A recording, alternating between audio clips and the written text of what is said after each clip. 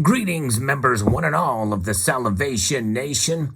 Today, September the 8th, 2022, marks the end of an era and the beginning of a new era. As it has been reported, Queen Elizabeth II has died, and that means that her legacy as the second longest reigning monarch in the world and the longest reigning monarch of Great Britain is something that is sending shockwaves across the world. She was 96 years old, so we knew it was just a matter of time before that was to pass. But it marks the end of a numismatic legacy that I have talked about in a prior video. And notwithstanding, it marks the biggest change that we are going to see in our change, especially if you are one of the 56 Commonwealth nations of which the Queen oversaw during her reign as the longest reigning monarch of the United Kingdom. It was her Platinum Jubilee, and her face has been emblazoned upon these coins that you see before you here. All of these are British Royal Arms dated 2022, minted before her death, but in a sense they commemorate her long reign and mark her death in a sense. Nonetheless, her numismatic legacy is a long one, and it will provide the biggest change that we will likely see, not only in terms of what has happened in history before, but also what likely is going to be the future in multiple different areas. I'm going to talk about that in this video. Now, people have different feelings on the Queen and on the monarchy in general. I don't want to get too much involved in that debate or discussion. People have different feelings on her as a person. And again, I don't want to really discuss that a whole lot in this video. But one thing is for sure, her image has been emblazoned on more different coins than any other person in world history. Let that sink in. Her image is on more different coins. In other words, everything from gold and silver and different denominations. I mean, you look back to some of her first effigies from different nations around the world. She has been a mainstay on coinage since 1952 or 1953. And this is an example of one of the first effigies that you would see of the Queen on this particular coin, Queen Elizabeth II. When she was very young, she took the throne at age 25, and it was something to see her blossom as a queen in her numismatic legacy with the different effigies that have been minted on coinage. And throughout the years, we have seen the Queen age and on our coins, or on the coins of the realm. And it's not just the coins, in the United Kingdom, but all the Commonwealth nations around the world. Have you seen the Queen on different coins? And as she has aged, we have seen her image age and her effigy take effect here, and to the point where many have grown tired of seeing the Queen on all these different coins.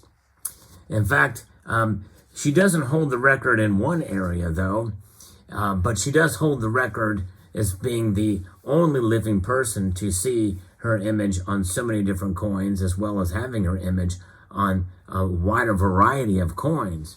But the sheer number of coins that have been minted with an image of an individual, this person is dead, would be the Lincoln cent, an example that you can see here in proof version. Abraham Lincoln has been minted on the more actual coins than any other person alive or dead in history. More than likely combined, by the way, of all the monarchs and of every realm. Nonetheless, the longest reigning monarch in history is Louis XIV, who reigned from age 4 to age 76, 72 years. Queen Elizabeth II is the second longest reigning monarch in world history, and she reigned 70 years. Notwithstanding, her image is emblazoned all of the Commonwealth nations, including Canada, and we're all very familiar with the maple leaf.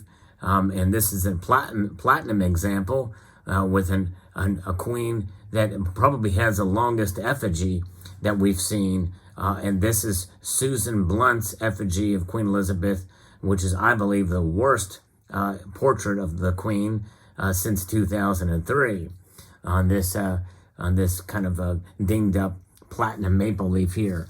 But nonetheless, the Queen Elizabeth, a lady who many of us thought would never die, and especially those of us who've complained about her image being on all of these coins for so many years, we've grown tired of seeing it, and myself included. I even did a video recently talking about how there were coins being minted from some of the Commonwealth nations with smaller images, smaller portraits, smaller effigies of the Queen, with the theme of the coin being taking out most of the obverse side. And by the way, it should be reminded, I should remind folks that the obverse of the coin is always the side with the Queen's image on it. That is always the obverse side. Now, immediately upon her death, the king has been announced. It is King Charles, and he will take the name of Charles. He will be King Charles III. And the question now is, what about the future of bullion coins and circulating coins for the coins of the realm? Of all the Commonwealth nations, what will be emblazoned on the obverse of those coins? The obverse being that will be the portrait of King Charles III. But how soon will those coins be minted? I don't know. It is relatively late in the year, especially for bullion coins to be produced. The Royal Mint very well could have been in production mode, stamping out the last of the 2022 coins. Will there be type 2s of the British Royal Arms or the Britannias in the United Kingdom, or any of the Perth Mint products that we have come to know and love? What about the Perth Mint items that come out, such as these coins that could still be in production? Will they have the image of Queen Elizabeth, or will they start immediately producing portraits of King Charles III? Have they already have the dies carved and ready to go at a moment's notice, with all they have to do is just put the year? Has there been an official portrait for each of these Commonwealth nations that is ready to go at a moment's notice? I really don't know. The Queen's portrait, as you just see here, is a relatively recent portrait from the Queen in Australia. And then that leaves us with the question is, will they continue to use monarch portraits on their coinage? Now, there is some talk that perhaps we may see after the Queen's passing, out of respect for her, they will continue to use the portrait. But maybe a time of change is come where these Commonwealth nations may have, and I don't know if this is going to be the case or not, where they may have the luxury or the permission to not use an image of the monarch. I don't know if that's a hard and fast rule. It would be very interesting to know. I've not really, maybe some of you who may be in the know could comment in the comment section below as to whether you think or know for sure whether it is a hard and fast rule that Commonwealth nations must use a portrait of the monarch. It'd be very interesting to see. Nonetheless, I could see a possibility where some of the series that are in play right now, especially the series tied to the Queen, there's a second Queen's B series, I guess, and they may continue for continuity to use the portrait of Queen Elizabeth II until that series is done in a year or 2 or 3 or however many more there is. The other aspect is perhaps all Commonwealth nations, including the United Kingdom, could choose not to use a monarch on their coins. I highly doubt that's going to be the case. And from what some people say of the new king now, King Charles, is there is a level of arrogance there that he definitely wants to have his portrait on all of the coins and may require and make it a fast rule, hard and fast rule that his portrait be used for all of the Commonwealth nations from here on out. He is 75 years old, and so he's going to be an older king. If he reigns for 20 years, it would be surprising. But some say there is a long life gene in the royal family line. If you don't smoke cigarettes, that is, unlike Princess Margaret and the Queen's father, and which is what led to her long reign. Queen Elizabeth took the throne, and she met with the very first, as her first prime minister that she met with was born in 1874. The last prime minister that she met with, just mere days ago, was born in 1975. 101-year difference between this prime minister's birth dates. Pretty remarkable for a long-lasting legacy. But again, this is a very important day in history. This is a video that I knew I was going to make when the time came. I really wasn't expecting it to happen today after we got news this morning that the Queen was under medical supervision. But alas, it has happened. It is a moment in history, and this video marks that numismatic legacy and respect for her as a person, and where we go from here. A lot of people now, after seeing all of these coins, and by the way, I'll answer the question before it is even asked, even though it has already been asked in the comment section of some of my other videos. No, none of these coins with the Queen's image on them will be worth anything more than they already are. There's just too many of them out there. Even those that are dated 2023 that are on pre-release, especially with the new Perth Mint products that are coming, it'll be very interesting to see what those will be like. Will they contain the Queen's image?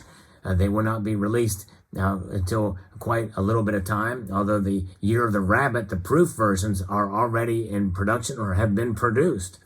So that'll be very interesting to see what happens with those, with the Lunar Series as well.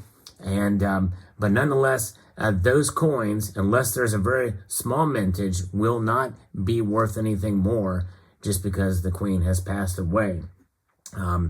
So it'll be very fascinating to see where things go from here. But nonetheless, the legacy of the Queen lives on through her coins. And another thing is, some people, even now, you may see in the comment section that you're going to kind of miss seeing the Queen on the coins because of who is going to be on the coins next, King Charles. And as much disdain as there has been for the Queen, likely there's probably going to be a little bit more disdain for the King, especially with his involvement with the World Economic Forum and some of his views. But nonetheless, and there it is, the Queen's legacy. The Queen has passed away, age 96, on this day, September the 8th. Let me know what your thoughts are in the comment section below. What would you like to see happen? What do you expect to see happen in the coming days and months with the changeover from one portrait to the other? I'd like to extend a multitude of gratitude to you all for taking the time to watch, and to encourage you to please rate, share, comment, and subscribe.